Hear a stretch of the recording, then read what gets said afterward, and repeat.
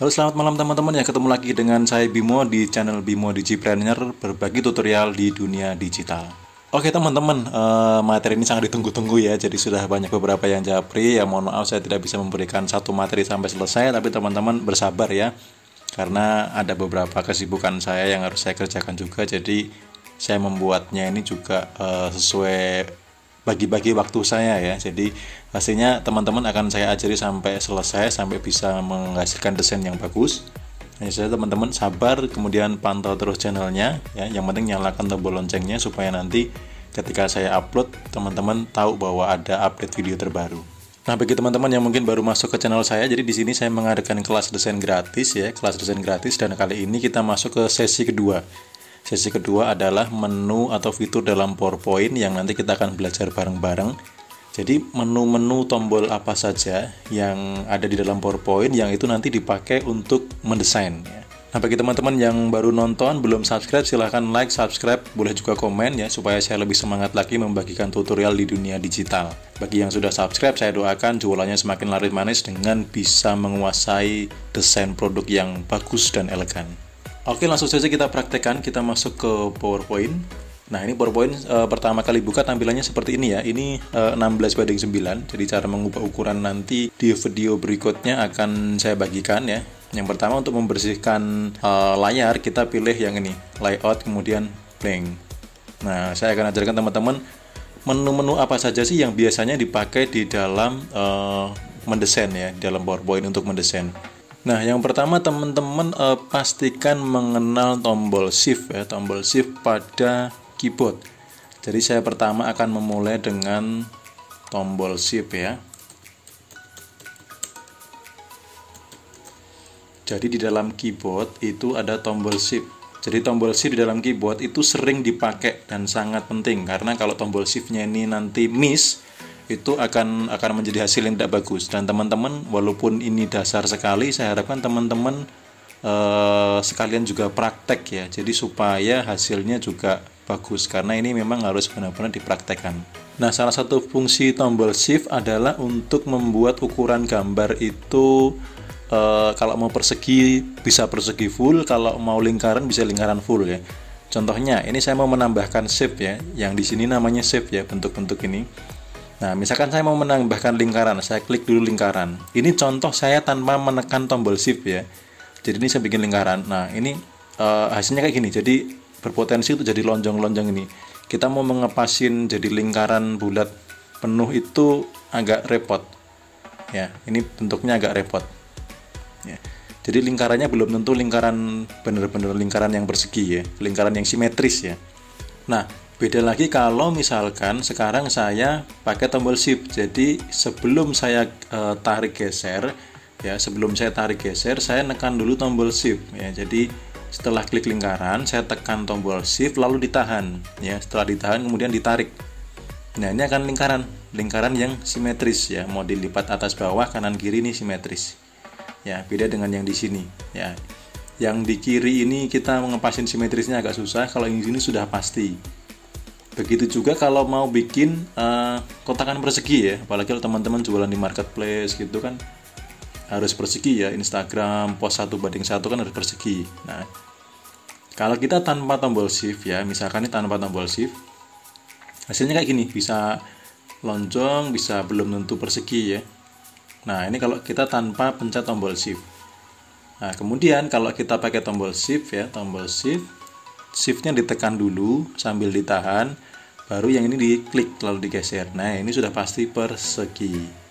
Nah, begitu juga kalau mau membuat yang lainnya ya. Jadi misalkan kayak bintang, kemudian apalagi ya, misalkan yang seperti ini ya. Jadi supaya bulat.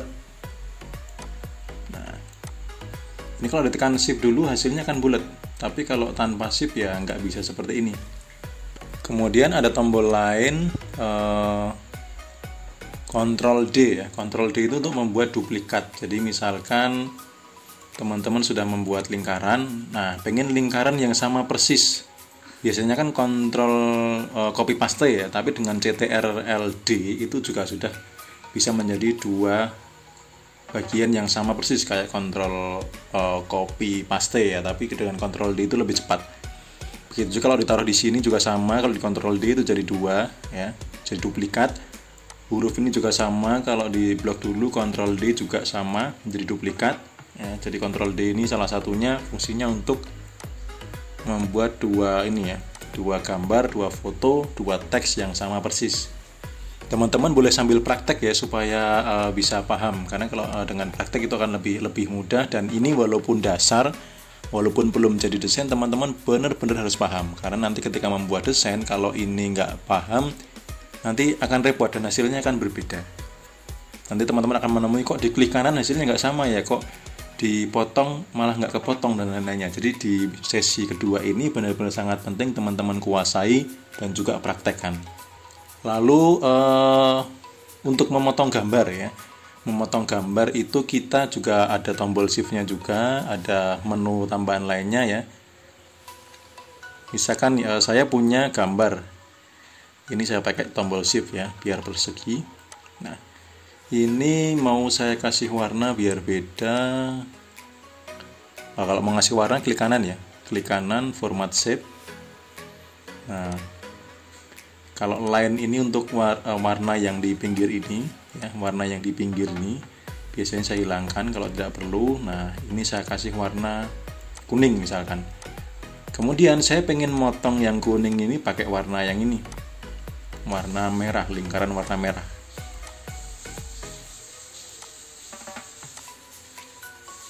Nah, jadi ini yang kuning ini mau saya potong pakai yang merah. Otomatis yang merah ini saya taruh di atasnya biar lebih mudah. Caranya format, kemudian ini ya, bring forward nih ya. Ini untuk menaikkan. Klik-klik terus sampai dia ada di atasnya. Nah, misalkan saya mau potong di sini gitu ya. Saya mau potong di sini. Caranya bagaimana? Jadi caranya adalah yang kuning ini kita klik dulu, kemudian tekan tombol shift, ditahan, lalu di bagian yang merah ini diklik. Nah, ini jadi ada dua yang aktif ya, dua shape yang aktif. Kemudian di bagian format ini, diklik format ini, lalu teman-teman ke make shape ya. Nah, ini kalau mau motong itu pakai yang subtract nih ya. Nah, ini untuk motong. Jadi ini kepotong. Jadi shape dipotong pakai shape ya. Misalkan mau saya potong pakai tanda panah ya, misalkan ini ada tanda panah ini. Ada tanda panah. Nah, kalau ini mau dirubah ke kiri, ada pakai ini bisa ya. Nah, ada tanda panah ke kiri. Nah, ini mau dipotong segini, mau dilubangin misalkan. Jadi yang kuning diklik dulu, yang kuning itu yang mau dipotong ya. Ini saya warnai merah dulu. Yang mau dipotong diklik dulu. Kemudian yang untuk motong diklik juga, tetapi sebelum ngeklik merah ini shift ditekan dulu. Jadi yang kuning tombol shift ditekan dan ditahan, lalu klik yang merah yang untuk motong. Kemudian klik merge shape lalu subtract. Nah, ini bolong nih, kepotong. Ya, jadi subtract itu untuk menghapus shape. Bisa juga nanti menghapus foto ya. Jadi kalau foto mau dipotong bisa, dipotong pakai shape nanti bisa. Contohnya saya mau motong foto ya, contohnya ya. Saya ambil foto dulu, insert picture, kemudian saya ambil dari laptop.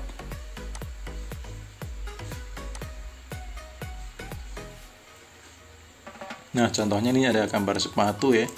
Ini ada gambar sepatu, saya Ctrl D supaya jadi 2. Nanti kalau saya mau pakai lagi tinggal ngambil, nggak perlu insert lagi ya.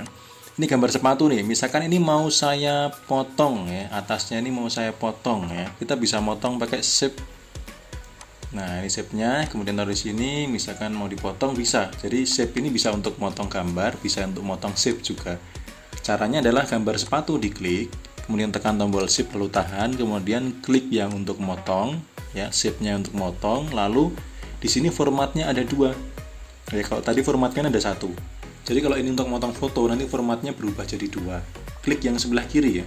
Klik yang sebelah kiri, lalu merge shape, kemudian subtract. Nah, ini untuk menghapus. Ya, kalau menghapus, lalu ada tombol lagi untuk memasukkan gambar ke dalam shape ya. Memasukkan gambar ke dalam shape ya. Contohnya masih contoh yang sama. Misalkan saya pakai contoh yang sepatu ini ya.